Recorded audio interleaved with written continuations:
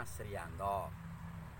Basic dari dulu sebetulnya saya tidak ada basic ke pertanian. Kalau kemudian saya hukum, kemudian selama ini saya gelut di bidang politik sebagai wakil rakyat 4 periode mulai 99 sampai pemilu kemarin. Kemudian ketertarikan saya terhadap dunia pertanian, saya melihat lahan-lahan kosong yang ada di Kabupaten Sukoharjo ini ternyata masih banyak sekali lahan yang tidak dimanfaatkan. Maka di Desa Tegalsari ini saya membuat percobaan mengelola tanah yang tidak terpakai. Nah, di antaranya di sini yang pinggiran karangan maksudnya. Ini kami coba tanam pepaya jenis California. Ini sudah kami lihat, kalau kita lihat ketinggian 40 sampai 60 cm pohon pepaya ini sudah tampak buahnya. Kemudian yang di tengah-tengahnya, tengah lahan yang sudah kita pagar dengan pepaya itu kita tanam cabai keriting. Cabai keriting kami mencoba 800 batang. Kami konsultasi dengan petani cabai yang sudah berpengalaman, maka ini benar-benar kami kelola secara teknis. Artinya nanti kalau kami berhasil, pengetahuan ini atau ilmu ini akan kami keluarkan kepada warga masyarakat, sehingga warga masyarakat nanti akan tertarik untuk ikut bertanam cabai jenis yang kami tanam sekarang, yaitu cabai keriting. Kalau estimasi dari keterangan yang saya tanya, rata-rata per batang bisa menghasilkan kira-kira 2 kg buah cabai, sehingga kami sudah bisa mengestimasikan nanti kalau panen berapa kilo yang akan kami panen dari 800 batang tersebut dikalikan 2, maksudnya itu estimasi minimal, dan itu bisa lebih. Nah, kalaupun lebih itu nanti merupakan keuntungan kami.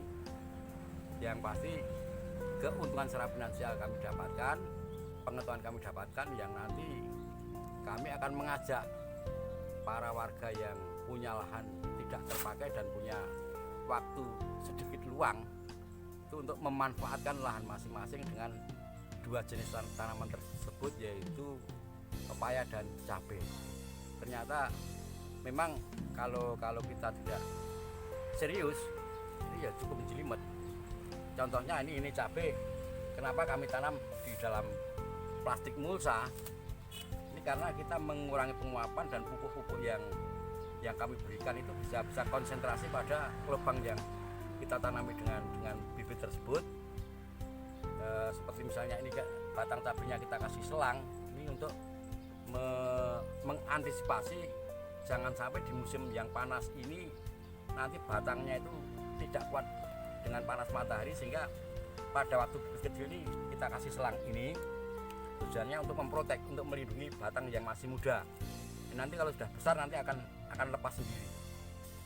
Dan pemupukannya nanti kami juga secara berkala. Jadi setiap minggu kami semprot dengan obat-obatan, dan setiap minggu pula kami baca dengan pupuk-pupuk. Dan kami banyak main pupuk organik, Pak, di sini. Ya.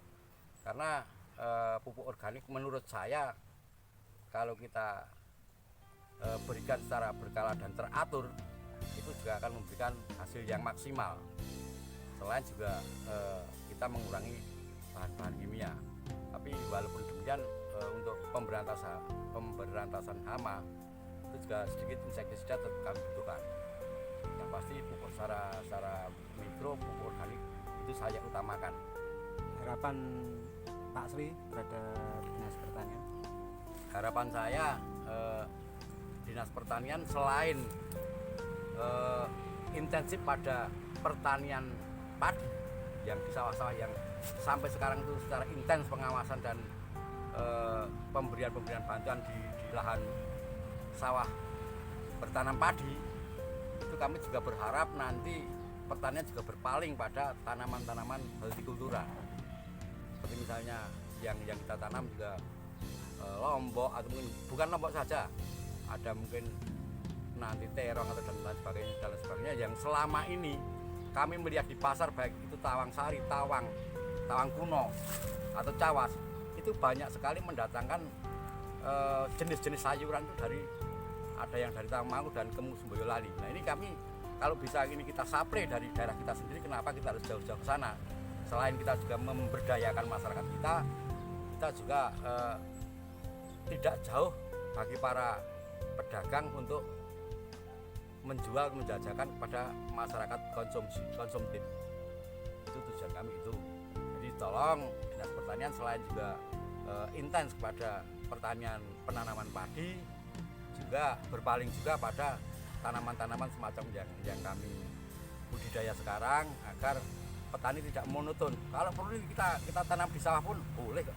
Di sawah pertanian kalau tidak padi terus, misalnya padi kemudian palawija semacam ini bisa, bawang merah bisa, kacang panjang bisa, cabai ini bisa, bahkan mungkin buah-buahan melon dan semangka bisa. Nah ini yang harus kita tengok lagi, ternyata ada potensi lain selain padi yang juga hasilnya menurut estimasi dan menurut logika tidak kalah dengan padi. Ini jadi monggo Dinas Pertanian tolong juga berpaling pada jenis tanaman selain padi. Kemudian yang selanjutnya salam juga kepada para rekan-rekan petani di daerah-daerah, monggo kita greget lagi.